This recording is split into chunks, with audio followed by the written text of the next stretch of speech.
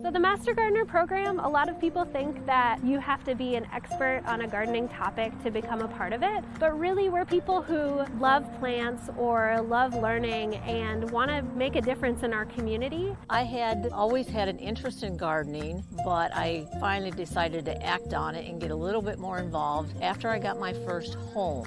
My favorite aspect is talking to new and novice gardeners and trying to get them interested in it the way I started out. Master Gardeners are a part of Iowa State University Extension and Outreach, and they're really helping their communities by building knowledge and also increasing access to different types of plants through their plant sales, or maybe educating people through their demonstration gardens. The education that comes out of interaction with other master gardeners, volunteering in the gardens, as well as participating in the education sessions is what I look forward to. So if you love nature, you want to make things better in your community, in your backyard, this is a very good program to help you do so. To become a Master Gardener, someone has to go through the Master Gardener training. One of my favorite parts of the Master Gardener training is when everybody comes to Iowa State University, and we call it Class on Campus. And it's such a fun day because people really want to be there. They just want to learn more. One of the main reasons I started with the Master Gardener program was because I really wanted the education. I learned from the people and they learn from me, so we share all the knowledge that we gather. With the self-confidence of learning more about things and trying different things, I'm more educated. I can kind of pass that on to my kids, and it's fun to be able to give back. Master Gardener volunteers are amazing. They're these people who build partnerships and get things rolling in their community, whether it's volunteering as a Master Gardener as part of the county fair, or supporting 4-H youth who are really interested in vegetables or some other types of plants. Master Gardener volunteers can be a part of these different types of Iowa State University Extension and Outreach programs to really work as volunteers to extend the mission of Iowa State University Extension and Outreach.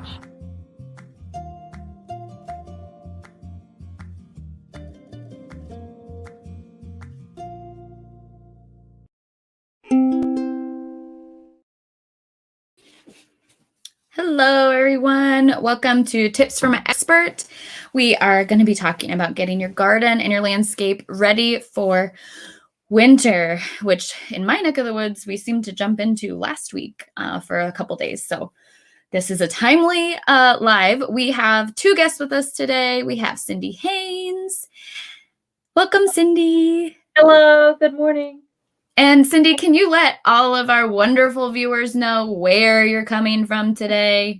I totally missed the snowstorm last week because I'm visiting my parents in Louisiana. So I'm sitting in my parents' greenhouse and it's 60 degrees here, and I know you're jealous.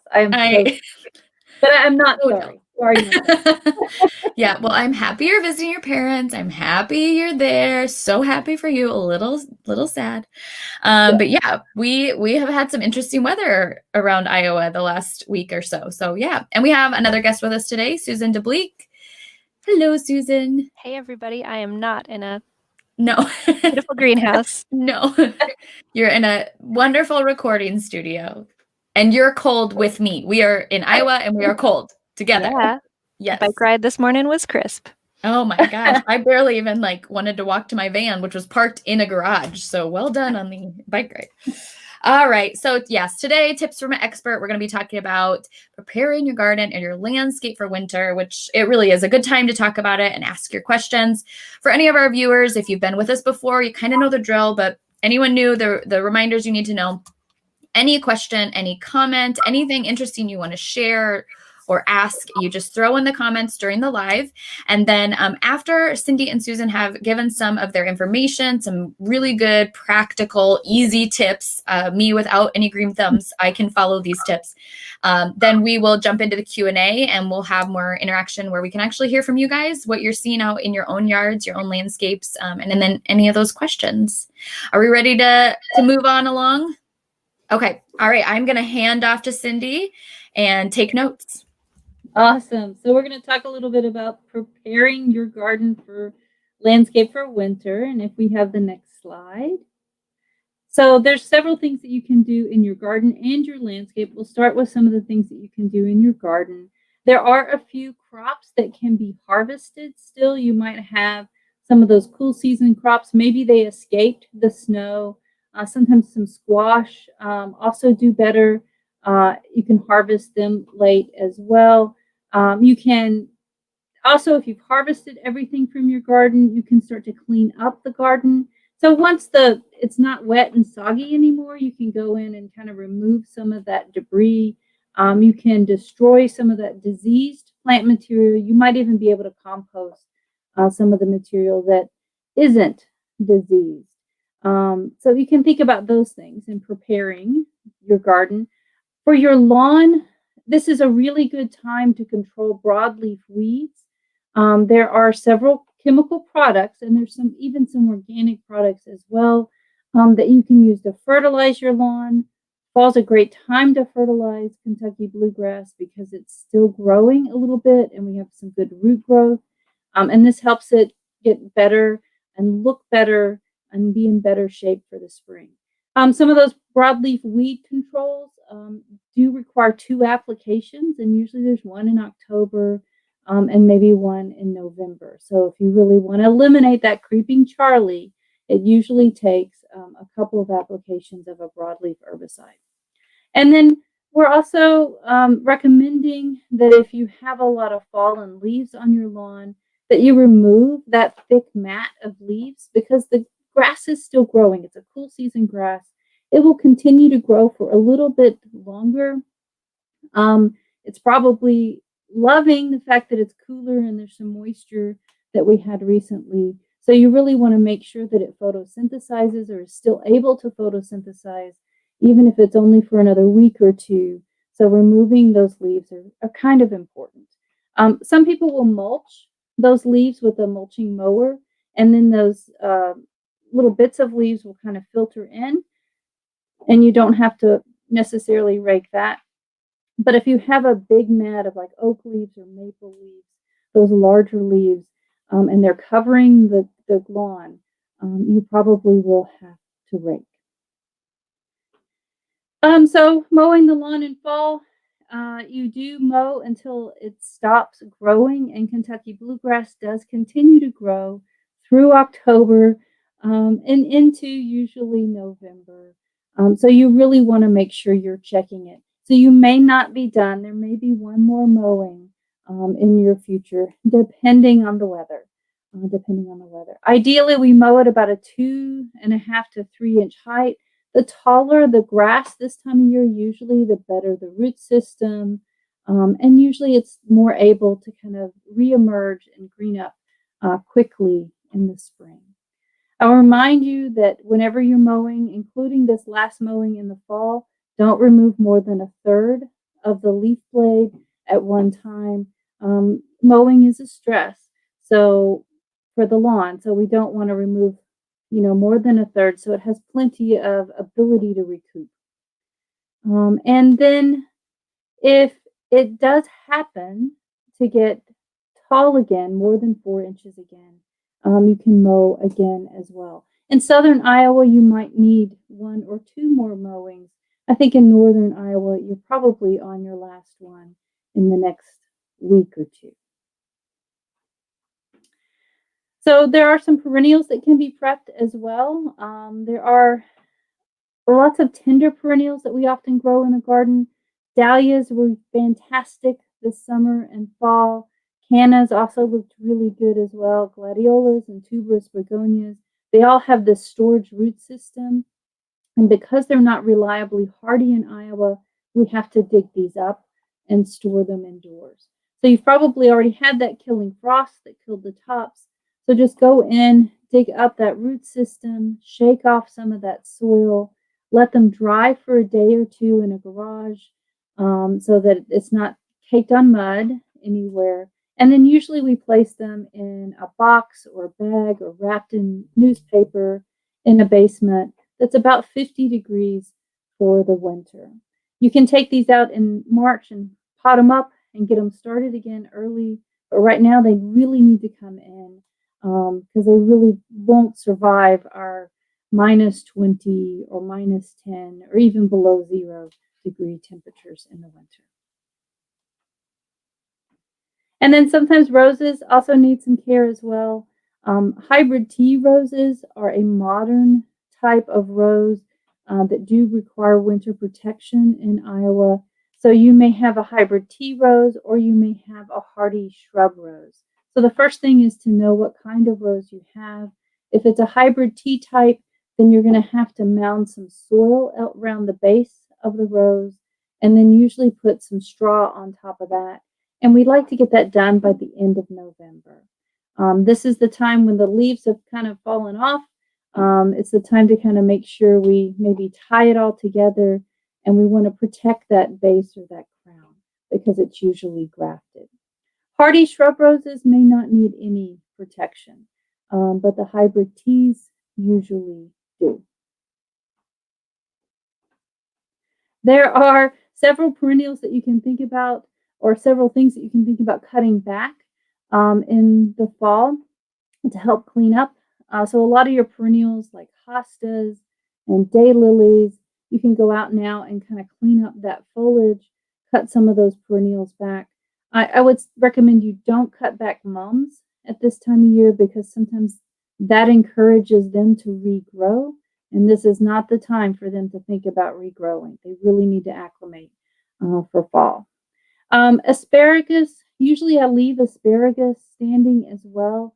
So you may not want to cut that back. I usually have a few that fall over that I want to kind of keep out of the way, but otherwise, most of that asparagus that's still standing, the same with the mums, it'll help collect snow and then kind of help insulate it for the winter.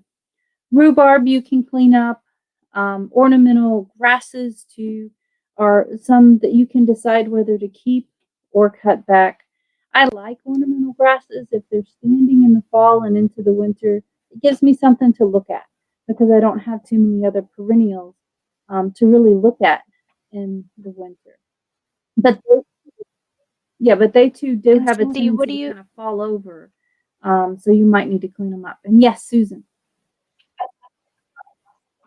I was Hostas going to and say, how about daylilies you can hostas? cut back and do some cleaning up. Those are really succulent leaves, so maybe getting rid of those will be a good thing right now. And so you can do some cleaning up on some things, but you don't have to do it all. So you'll probably be fine if you just clean up the hostas and the daylilies and maybe leave some of the other perennials.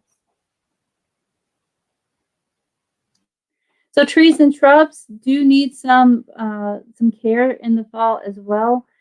Trees that are smaller trees that are vulnerable to animals like deer, maybe even rabbits, you need to protect the bark in particular with some hardware cloth or small kind of chicken wire, something sturdy to prevent access to that.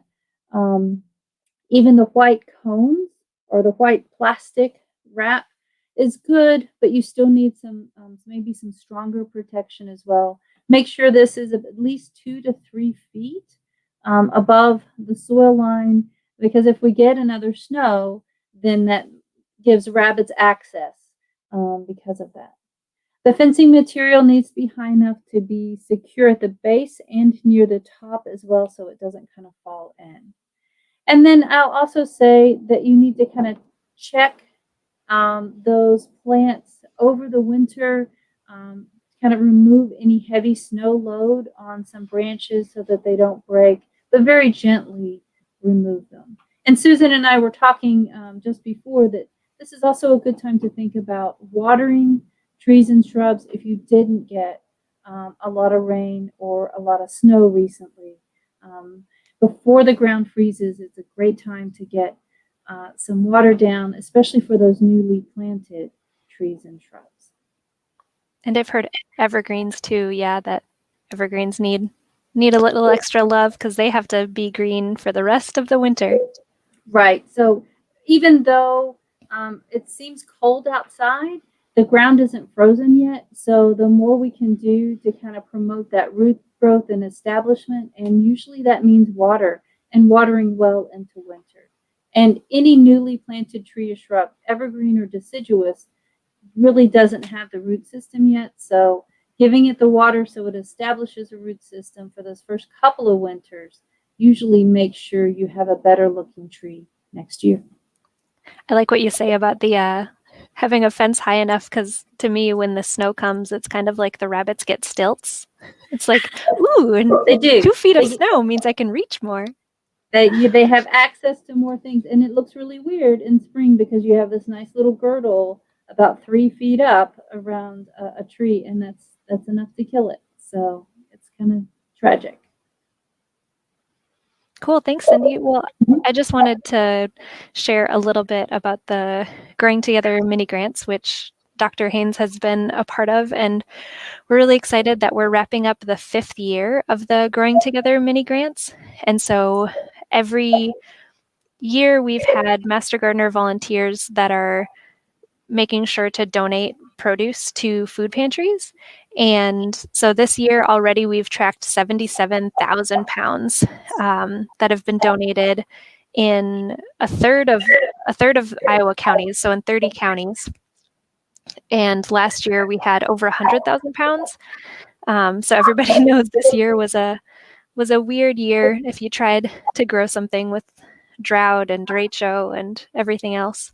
But we're really excited to continue to have the capacity to fund these mini grants. So these go to Iowa State University Extension and Outreach County offices to help fund these projects. And so it might be a donation garden that's on a school property and kids get to help grow this food that's then donated to the food pantry, or it might be a donation garden maybe at a county fairgrounds. And this is just one really exciting project that we have that we based off of what Master Gardener volunteers were already doing. They were already encouraging their neighbors to grow an extra row, and they were already maintaining donation gardens.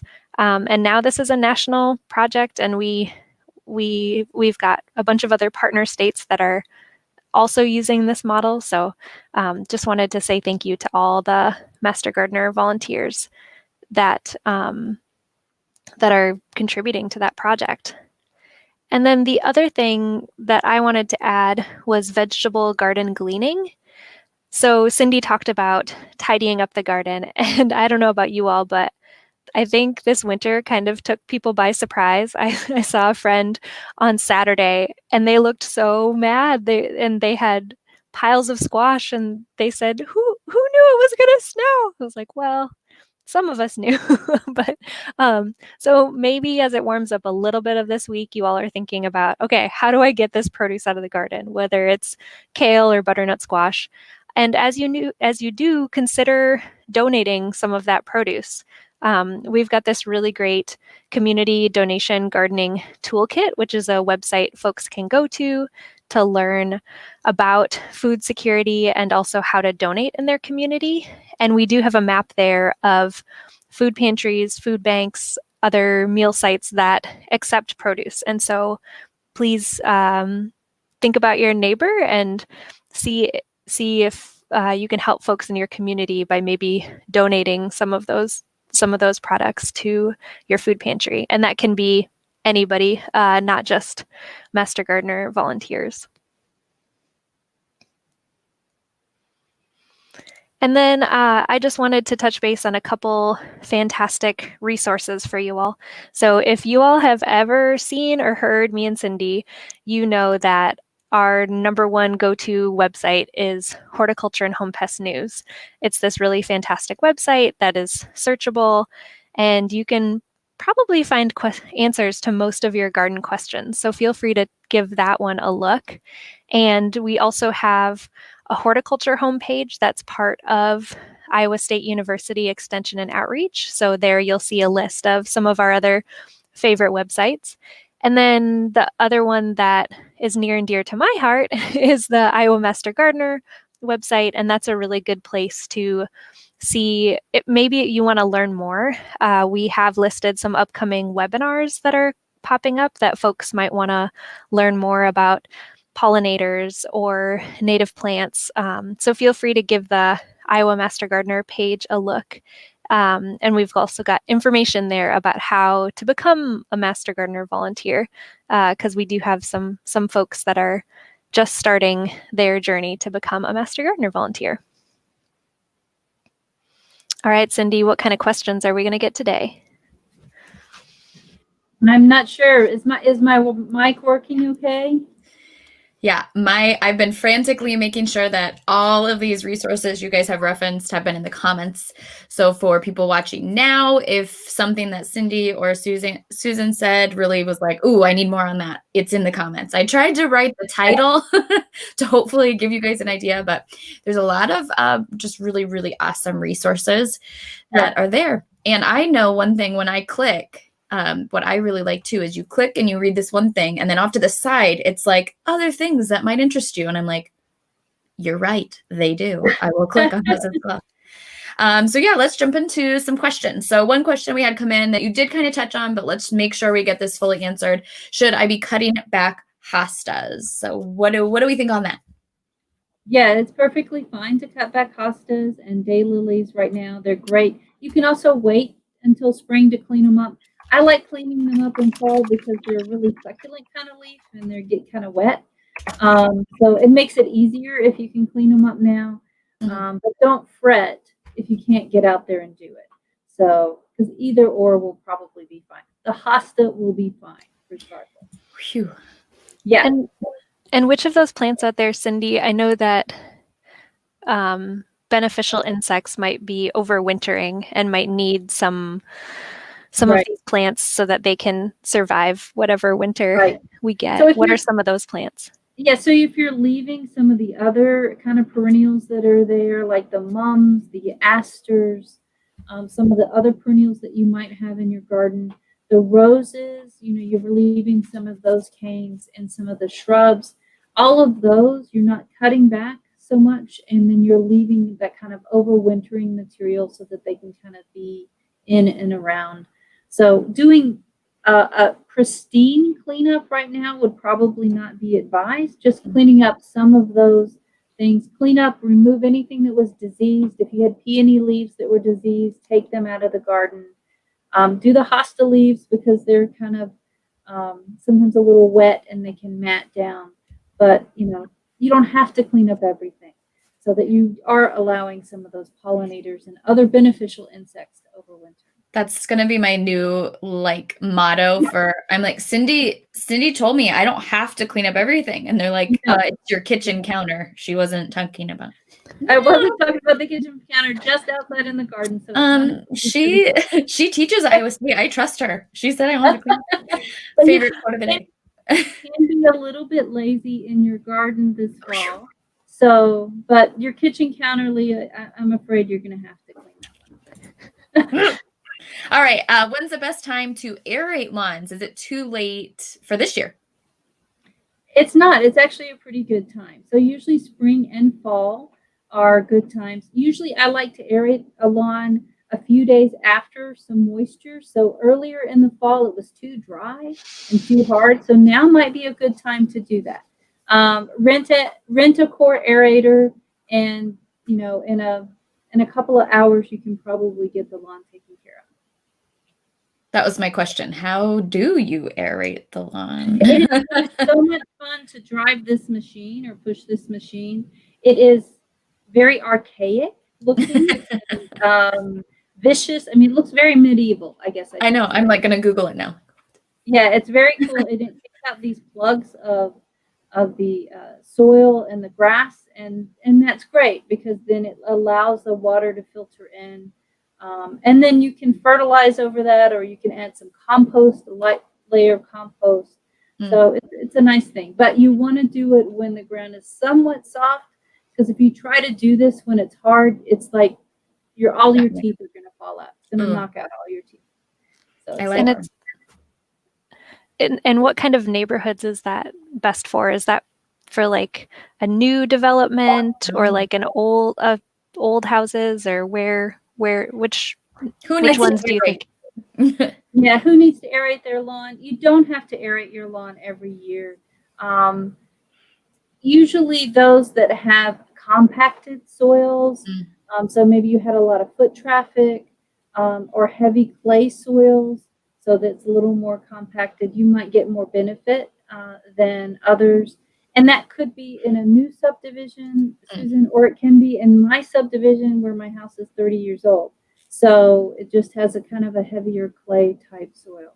And do it once and see how it works for the next year. Some people will do it spring and fall when they know they have a lot of thatch built up and really compacted soils.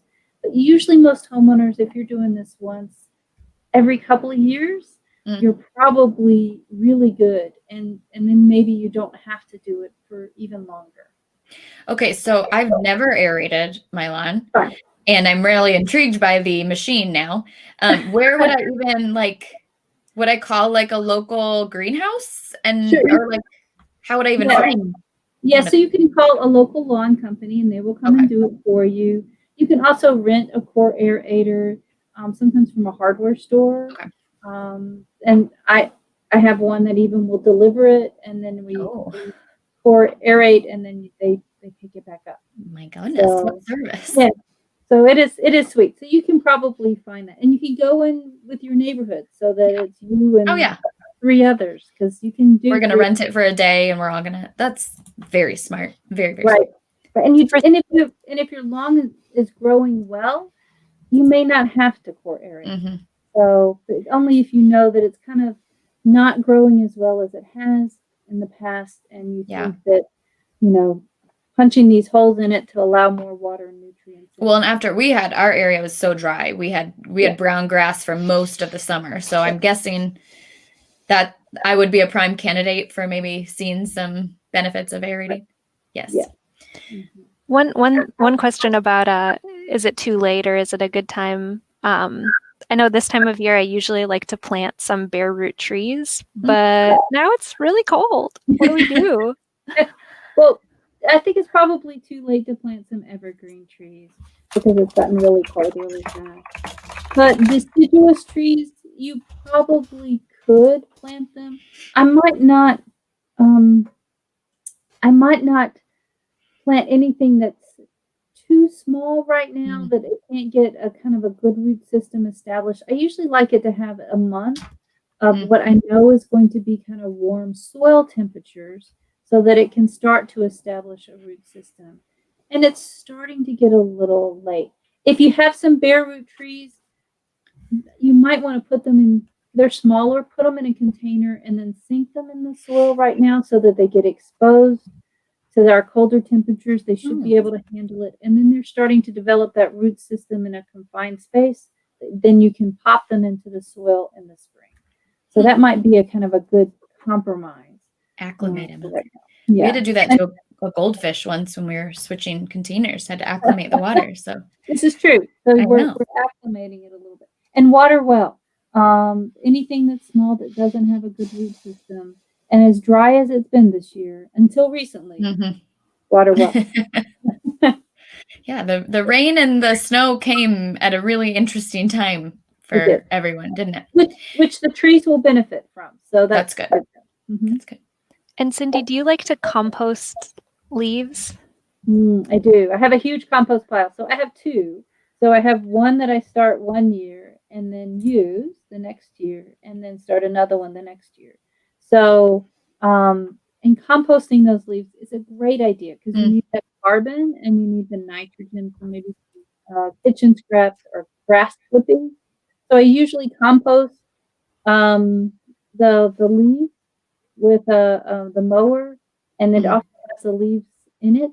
So I this is the only time I usually bag my lawn clippings, put that on the compost pile with all those fall leaves, and then wet it down. And I usually don't even turn it in the fall, maybe once if it's nice.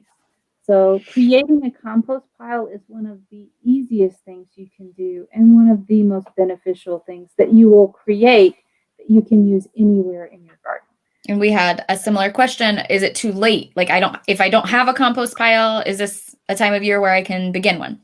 You can begin one. Good compost piles heat up a little bit. And this is the time that you'll see it steam just a little bit. The same thing in the spring. So then you know it's working. So seeing a little bit of that steam. So making sure you've got the browns and the greens and then maybe a little bit of water and turning it once. You should see some of that fairly quickly. It may not make compost for a little longer because you started a little later, but it will still make it. So if I start a compost pile right now, when would I want to be using? Would it be next year around this time? You could use Or probably use it next year. I would say late spring, early summer. So if you can give it 6 months, and let's say 4 months of good growing time, right, or warmer temperatures, then you're probably good.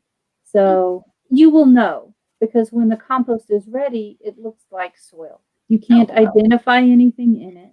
You if you see smells so good. Eggshells mean not ready. Nope, you can't see anything in it. It doesn't smell like anything. It smells like soil. So it just looks like that good black, humus that it is. So that's Susan says it smells good, but that might vary per your. Sometimes that's subjective. It shouldn't smell like any kitchen scraps. It shouldn't smell like anything that you put in it. So, and the smaller, the finer you chop things, the leaves, any twigs, the faster this happens.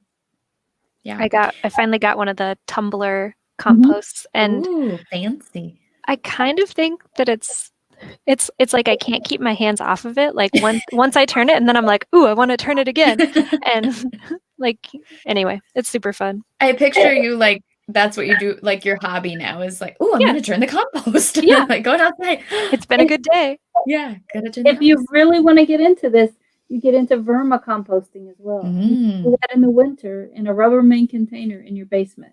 And then you send your 12-year-old down there to feed the worms. I was just gonna say, are there worms involved? I think there's worms. There's worms involved, and and that's the coolest thing ever. Yeah, we have not quite as high tech one, but ours is more like kind of chicken wire with some posts and that look where my husband goes out with the shovel every once in a while. But my 5-year-old, our youngest, is, if you eat a banana or crack an egg, he is like, does it need to go in the like he is on it. So we enjoy it, and he's running outside 5-10 times a meal, just taking stuff to the compost. You get so excited. I need to borrow him. So he's not a good sleeper, Cindy. So you can have him for a few days if you'd like. Okay, so we got some compost. Let's see. Oh, I want to overwinter my bulbs. What should I be doing? So, and I know we've got some bulbs, some cannas that my husband has had to do some maintenance on. So what can we do about our bulbs we want to overwinter? Yeah, so those cannas, those dahlias, those are pretty easy to overwinter. You just dig them up. You let them dry for at least a couple of days so that there's not going to be any wet spots. And then you put them in a box or a paper bag, maybe even in between layers of newspaper, or even some dry kind of peat moss or vermiculite, and put them in a cool location. And cool means about 50 degrees. So usually you've got a cold portion of the basement that stays around 50, or maybe even a warm part of a heated garage that stays between 45 to 55. So that's where you want to keep it for the entire winter. And you check on them once to make sure there's not any that are rotting, and remove those that are. And then you think about potting them up in March or April. Is this a single layer thing? Like, you can do multiple layers. Okay, but you said maybe newspaper in between? Yeah, some newspaper in between, just in case one starts to develop a rot or a soft spot, and you can kind of have a little bit of a barrier, and you can kind of track it back. So, anything to add to that one, Susan? She covered it. Yeah, I guess the bulbs I'm excited about right now are garlic. It's a good time to plant garlic, right, Cindy? It is a fantastic time. This is the last thing you can plant in the garden, and it's garlic bulbs. So just like we plant our, spring flowering bulbs, the daffodils and the tulips, you can plant garlic bulbs and then harvest them next summer. So, and talk about having that space. And it's such a hands-on, easy activity. So go to the farmer's market, go to the grocery store, buy a bulb of garlic, break it apart, and then put them in the ground with the tip part up. And it's super fun, and it's a big enough seed that small hands can help you. I feel like I could do that. You can do the bulbs. I would say probably go to the garden center first, because before the grocery store, because sometimes the grocery store, they might spray the garlic cloves to prevent sprouting, Oh. So, and this is what you want them to do. So a garden center will have cultivars that will do well in our area. But yeah, they're so easy. You're just planting the cloves in a little line, and you will have this onion-like foliage that comes up in the spring. You can fertilize it a little bit, and then you wait until that foliage dies, and then it's like mining for gold. And usually June, July, somewhere in there, maybe August, and you dig up this garlic clove that you can then braid and create those beautiful garlic braids. And you get scapes too. Yep, and you can eat the flowers or scapes. Is that the escape is a flower, as a garlic flower? Yes. It's like the curly cue that comes up the top. And so you break that off and then chop it up and cook with it. Yeah. And then does it taste garlicky? A mild garlicky. It doesn't taste as strong as the bulb itself, but it does kind of give that garlic flavor, and it's really pretty. Oh, so win-win. Yeah, you look like a professional chef when you're adding garlic. Okay, I have to ask because it's in my mind, and I'm guessing I'm not the only person ever. Okay, when it's all together, that's called a garlic bulb? Mm-hmm. And then when I take it apart, they're what? They're cloves. Okay. So yep, and that's what you can plant individually. So the cloves. Okay. Yeah.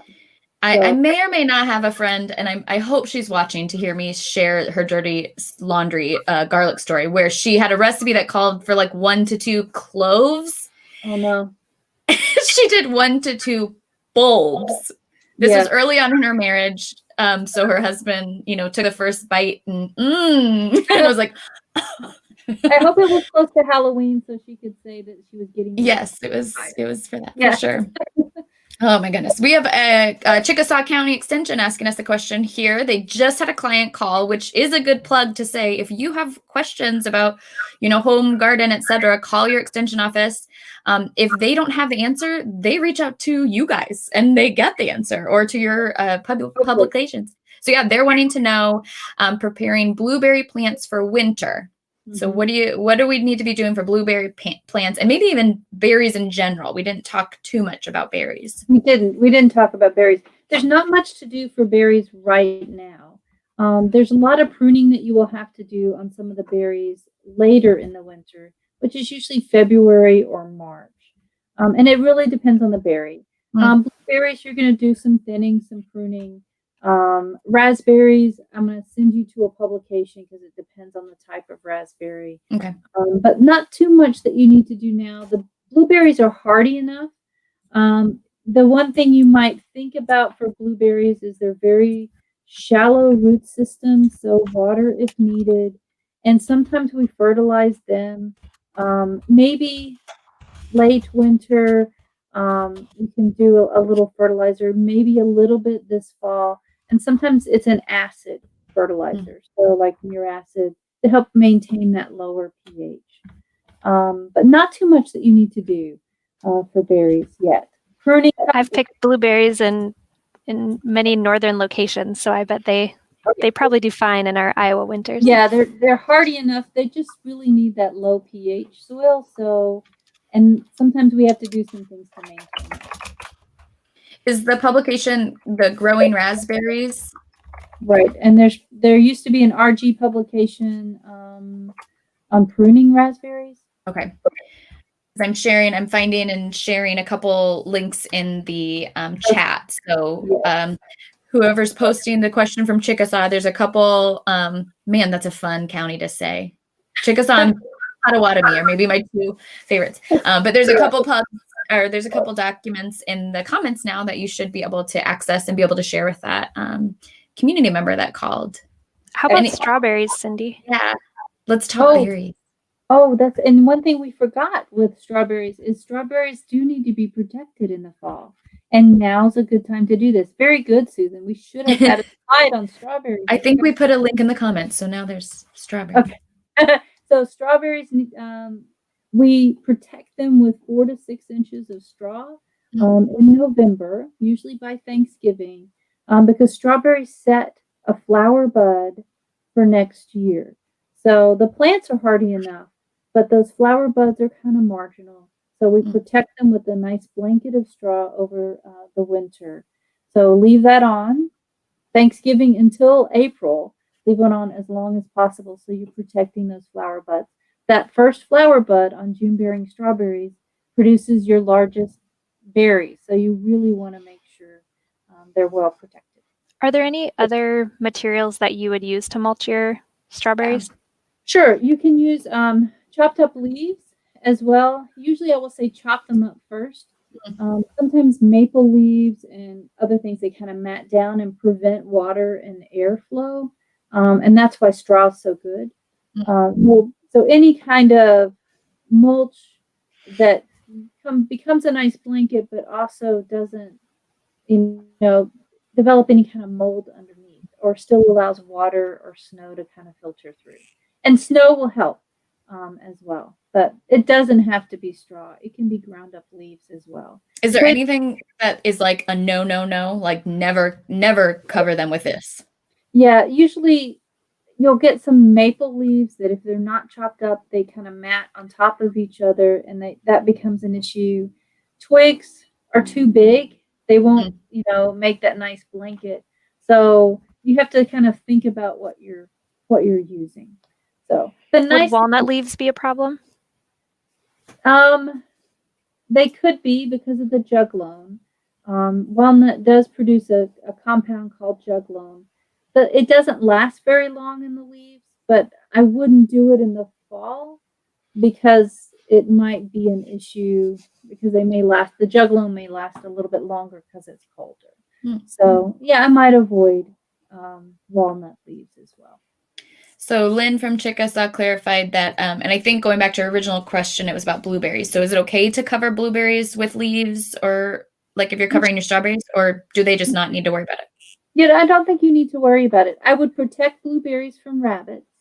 So I would screen them off from that and maybe deer. But they're hardy enough, you don't have to overwinter them. I mean, they do grow in northern Minnesota. So I'm still picturing all rabbits with stilts now from Susan's earlier comment. No stilts with the rabbits, yeah. So Cindy, is there one of the things that I kind of love about being in Iowa is that we're done. Like we're almost there. We're like, I don't really have to do anything anymore in the garden. But for folks that like to continue the work in terms of things that they can eat, is there anything indoors that you like to grow for consumption? Sure. And now's the time to think about growing herbs if you want to have some herbs indoors, or microgreens or salad greens. I think you can do that. I'm in a greenhouse where my parents could grow a lot of things over the winter. So if you have enough light, you can do those things. But I love starting some microgreens and maybe some salad greens. And then there's a lot of annual herbs like the cilantro and parsley and basil that you can grow indoors. The problem is the more light you can give them, the better tasting they are. Because that basil that I grow indoors in the winter doesn't taste as strong as the basil I would grow outside because it's just not getting that same heat and light load that it normally would. But fresh basil is fresh basil, and basil and mozzarella on pizza. I'll do that in January. You're talking my talk now. Yep. So those are to start with. You can do some other things too, Susan, but start there, and then you go to the harder things, like try growing a citrus tree indoors so you can have lemons or limes, or try continuing to grow a tomato indoors to see if you can keep that going. And our garlic cloves, we can do those indoors? You can, though they need a dormant period to really do well. So that's why planting them outside now is a lot less work and effort. So stick to that. If you really want garlic, you can. And then we had you could try chives. You could try garlic chives or onion chives. That'll give you your garlic or onion flavor, and very easy to grow and harvest indoors. Okay, so what about if we're going indoors? Can we be using artificial lights Please to do. help? Yeah, please do. And if you can't get enough light, you don't have a south-facing window or a greenhouse, yeah, artificial lights, the fluorescent or the LED really help. So you can put them as close as you can to the plants, so about 6 inches, if you can, and then you've got a good light source. And usually their plants are much more productive. So if there's something that I forgot to harvest from the vegetable garden, is there anything that's tastier now that it did get cold? Sure, sure. How many of you do you guys like Brussels sprouts? Oh, I love Brussels sprouts. Yeah, they're much better after a frost. So, Really? yeah, We didn't grow any. Yeah, so Brussels sprouts are great. A lot of the cool season crops, they kind of get tastier after a frost, or even kale kind of tastes different after a frost. So yeah, if you forgot it and it's still there and it's a cool season crop, now you can harvest it and try it. It's kind of fun. So Brussels sprouts are great ones. And seeing how it's I had a disconnect from farm to garden, and then all of a sudden seeing how Brussels sprouts grow and what that looks like before they're just a little ball in a bag that I buy at the store. I was like, what is this alien plant? Yeah, it looks like little cabbages on a stick. Yeah. So, farmers markets now, you can buy the stick, the whole thing, with Brussels sprouts on them, and that's just so much fun. It's similar to when I saw milkweed pods. When our milkweed started, when we used to live in town and didn't see as much, and then when we lived out in the acreage, I literally was like, what is that? Those milkweed pods really sent me. I was like, we're moving. I'm not sure what it is, but I think it's alive. But yeah, Brussels sprouts are so cool looking. Okay. We've got some other, we had a good one that came up about garden tools. Like what garden tools, garden hose, what are some things that we need to be thinking about? You guys talked earlier about watering some things still. So even with the cold temps, people might still be using those garden hoses and other garden tools. Yeah, this is also a good time to prepare those tools for winter. So, and that includes your hoses, any hand tools, the wheelbarrow, the shovels, the spades, the weeders, whatever. So clean the tools up. Usually, I make sure that this is also a good time to think about sharpening them too in preparation for next year. And then the hoses, I try and, if it's going to be cold, and it has been cold enough, to bring the hoses in, because sometimes if they're not drained and brought in, they will crack. And garden hoses are not cheap anymore. So, yeah. I had to buy like a few new ones this last year, and I was like, yeah, they're worth taking care of. You can still find ways to kind of water those trees and shrubs, or maybe just leave one out that you can access. But I would suggest by Thanksgiving, these tools, these hoses, they need to be into their winter spot. And if you can get them in nice and clean and drained, then you're prepping yourself for spring. What about rain barrels? Yeah, I usually dismantle the rain barrel as well, because I don't want it cracking. And so that's a bigger job, but also an important one. It also depends on the rain barrel that you have. Usually we don't like that water to sit in the rain barrel and freeze. So it's something to think about. And if you have a rain barrel, if you bought it somewhere, I mean, you might be able to find information on that website or, whatever, what they recommend. Yeah. So I just usually dismantle mine and kind of have a spot where I just kind of tip it over so it's not collecting any water. And then it gets set up again as early as possible in the spring. Is it like wait till the last frost? If you can, yeah. So, because this year I used a lot of the water. In the rain barrels. So every drop counted this year. Every drop did count. And we didn't put anything out until like maybe the last rain, and I think that happens every spring. Like, oh, we should have rain barrels, and then all the spring rain is over, and then it's like, ah. And then apparently in Iowa it didn't rain again until fall. Yeah, my rain barrel went dry. So, yeah, because we just Yeah. didn't have enough. Yeah. Any tips on people that are, enjoying the birds that are visiting their garden and their area? How can they keep those visits coming even throughout the winter? Well, there's lots of things that you can feed the birds with. So you can set out some bird feeders and suet and many of those things. I think you've seen those before. Mm-hmm. Jackson and I like making, the peanut butter pine cones rolled in seed and adding them as ornaments on trees. Yeah.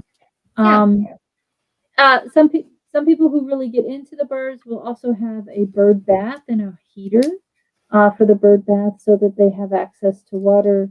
And I think Adam Janke, Susan, you can correct me, has said before about, making sure there's plenty of cover as well. So you have those shrubs that are providing some food as well as cover. So there's some shrubs that might have some late berries or crab apples, some small trees that provide some fruit too. Or like the echinacea seeds, like the little ones, leaving Right. those. Right.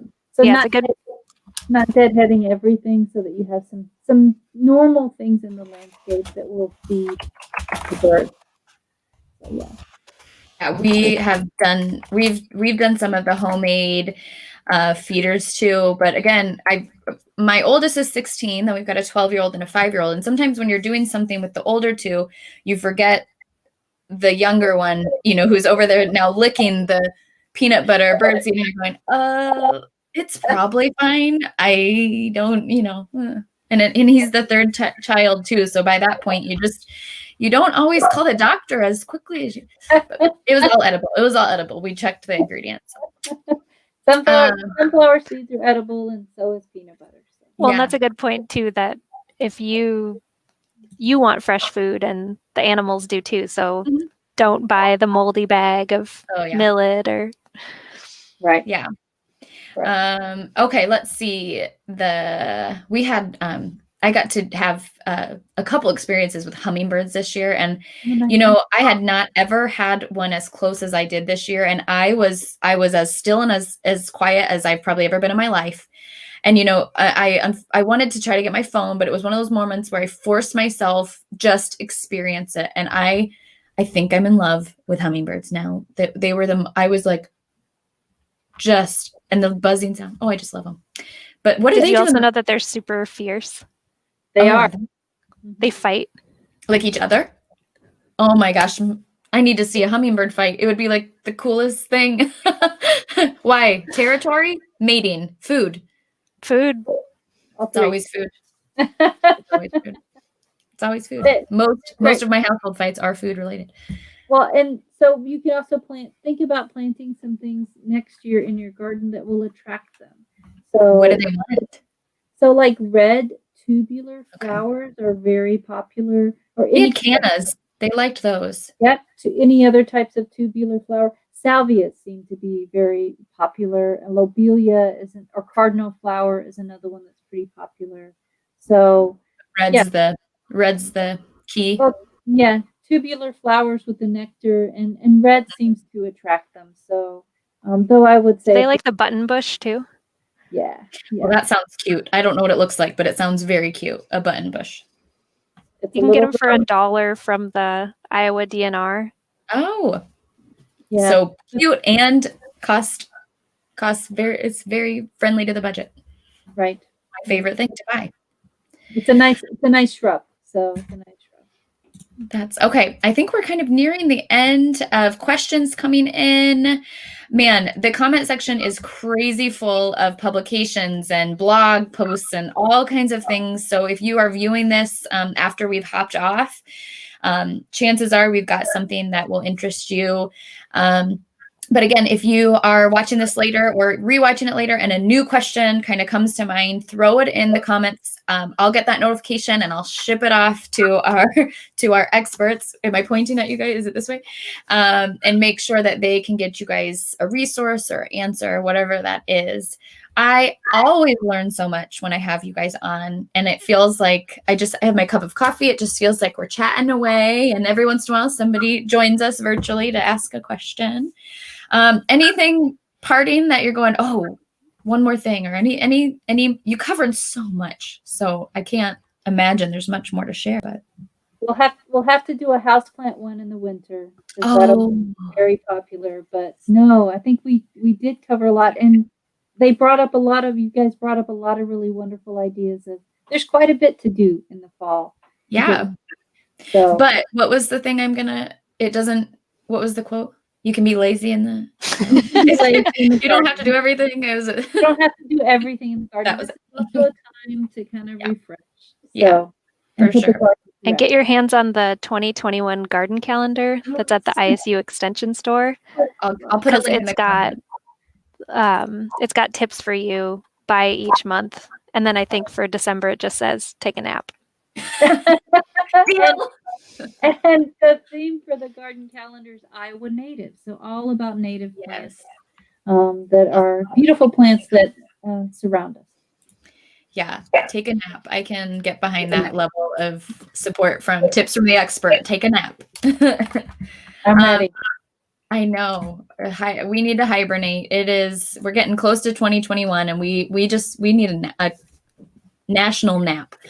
All right. So before we hop off, we're going to make sure you guys have access to both of our experts from today, their email addresses, and also some good social media pages you can follow. You'll notice our main channel, which you might be watching this on right now, Twitter, Instagram, and also Master Gardeners, Hort News, and on Instagram, ISU Hort. That's you, Cindy, isn't it?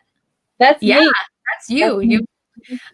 So these are some great places to follow to stay up to date on what we're seeing from the level of these researchers, these awesome experts that you guys are really you're literally in it with the dirt and everything, but you're also in it and you're the ones doing the work of learning and growing all of these things so that you can tell us how to do what we want to do a little bit better. We got opinions. You do have opinions. You do.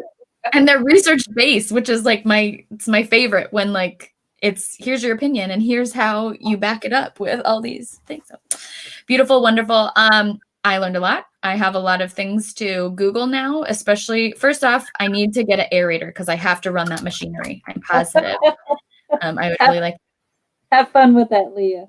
I think I don't think that's going to be a problem. I think I'm throwing that calendar link in the comments, and I think that kind of finishes us off. And again, if you're watching this later, any new comments, questions, if you've got something that's worked well for you, or you just want to share your fall prep, getting ready for winter, what that looks like around your area, just put it in the comments. We love seeing what you guys are doing in your yards.